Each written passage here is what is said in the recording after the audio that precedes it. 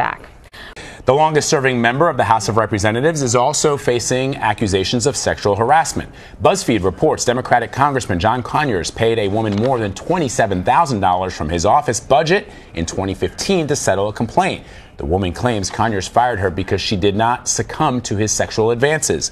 Other former staffers also allege Conyers made repeated requests for sexual favors.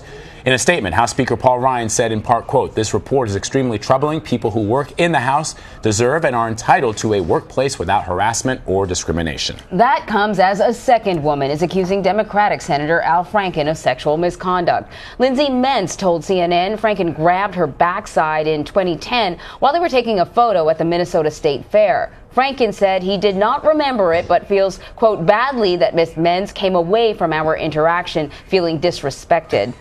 To discuss it all now, let's bring in Gabe Debenedetti. He's a national political correspondent for Politico, and he joins us now from Arlington, Virginia. So, Gabe, let us begin with these latest sexual harassment claims out of Congress.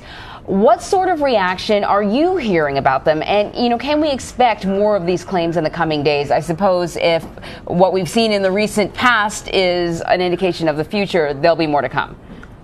Well, unfortunately, a lot of the reaction that I've heard so far and that I think we're hearing across Washington over the last few days is that a lot of these allegations are, of course, shocking and horrifying, but not necessarily surprising. There's a lot of talk about this broader culture on Capitol Hill that's only now being exposed. And I think a lot of the conversation is about this settlement process, where we're now learning that there have been thousands and thousands of dollars worth of settlements over the last few decades over allegations like this, over the one that we're talking about with Congressman Conyers. And of course, with Senator Franken, this is a big problem politically for both parties. Everyone is sort of tiptoeing around the issue, but he's actually facing increasing pressure from outside liberal groups to resign his seat. There's no necessarily indication that he's going to do that, but he's an extremely high-profile figure for the Democratic Party and in the Senate. So all of this has done is really expose that there is a big problem here on Capitol Hill that, people are starting to come around to. So, Gabe, on Al Franken specifically, we haven't really seen any indication that he has plans to resign, but how much increased pressure does a second accuser bring?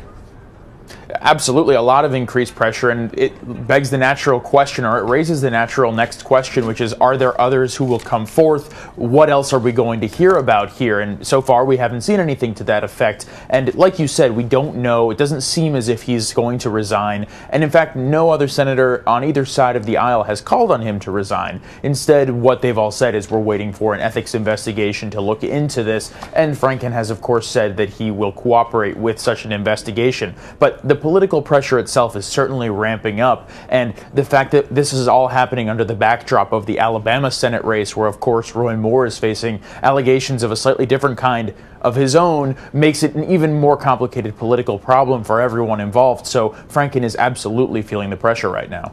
Meanwhile, Gabe, we still haven't heard from the president about Roy Moore. He was asked just yesterday at the cabinet meeting, and he totally ignored the question. But his surrogates and representatives are talking. Let us listen to what Sarah Huckabee Sanders had to say when she was asked if the president still supports Moore. And we'll talk about that on the other side. Look, obviously the president wants people, both in the House and the Senate, that support his agenda. We certainly think that this is something that the people of Alabama should decide, and I'm not going to be able to weigh in anything further beyond those comments. Okay, so something that the people of Alabama should decide, which he's said repeatedly, but the president also wants someone who supports his agenda. And Kellyanne Conway spoke earlier this week, and she sort of asserted the same thing, someone who would support the tax plan, when she was asked directly on Fox News, well, are you telling Republicans to vote for Roy Moore? She wouldn't actually commit to that. What do you make of the message that's being sent? Well, let's be clear here that there is absolutely a message being sent. This is not exactly a White House that is used to sort of being reticent and deciding not to weigh in on the daily issues. It's a very reactive White House, and the fact that they're not reacting is a reaction of itself. They are explicitly saying, listen, we don't want to be part of this story, but the people of Alabama should vote for the guy we think they should vote for. Wink, wink. They're clearly saying we want the person who's going to vote more with us in office. But of course, they know that they can't endorse Roy Moore because of the obvious political problems with that. It is very clearly intentional for the president to not be weighing in on this right now. Gabe, subjectively, as we are now exactly 3 weeks away from Election Day in Alabama, it feels as if Roy Moore still has, if not strong support with those who intended to vote for him all along, growing support. Are we seeing that just simply because the narrative that he is positing and his campaign and his surrogates are positing is that this is something, an attack by the liberal media and by the Clinton-Obama machine, whatever that is? Yeah, absolutely. And I think what we're going to be looking for in the next few weeks is whether there are any new developments. And I think what a lot of Democrats and even a lot of Republicans who don't like Moore are very nervous about is that there won't be any more developments, because then what you're likely going to see is people who are slightly sympathetic to Moore and of course his core supporters sort of flocking back to him.